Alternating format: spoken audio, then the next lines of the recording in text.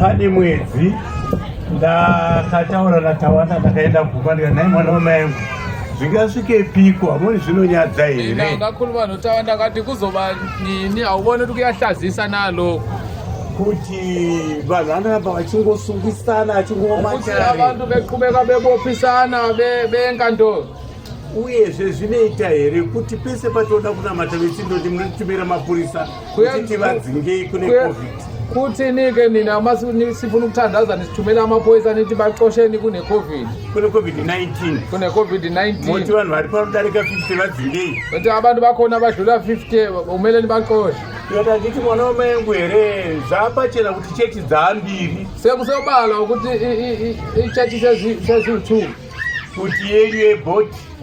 lenye yebhoti ne-the African Apostolic Church nale the African Apostolic Church saka ndakukumbira munin'ina sengiyakucela manje ukuthi sixoxisane kuti ngatiregai zvekutandanisana asiyeke lokho kujahana tito zvinoita vekwamutendi siyenze njengokwenziwa nobakahamba kamtendi baba wavo Samuel Mtende afa uSamuel Mtende seshonile Nehemiya akaita rake branch uNehemiya waba nelakhe ibandla mukoma wake Rubeni akaita rake branch umfowabo omdala wabe nelakhe ibranch asi vese vanoenda kudefe paEaster vachida padhiriza ravo ikoko onke bayohlangana endaweni yabo ndawonye abaxabani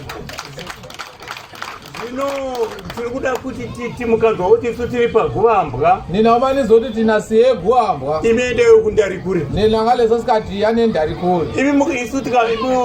imumukoyo pano paGuambwa nina uma niza la eGuambwa isu toendewo kupi thina siye endarikure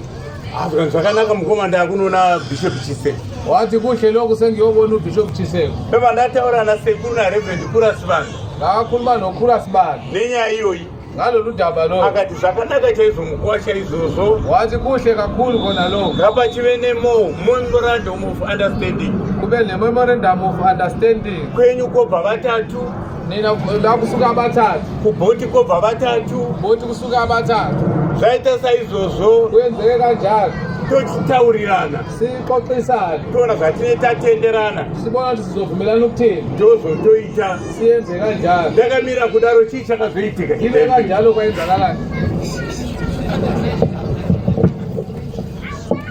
amunogayadu takamira kudaro ndo pamaona iye agadzwa namahasha sisalinde kanjalo yena wave wabekwa nomahasha spiritual leader weche wena so-spiritual leader webandla saka mwana womutumwa ingane wathunywa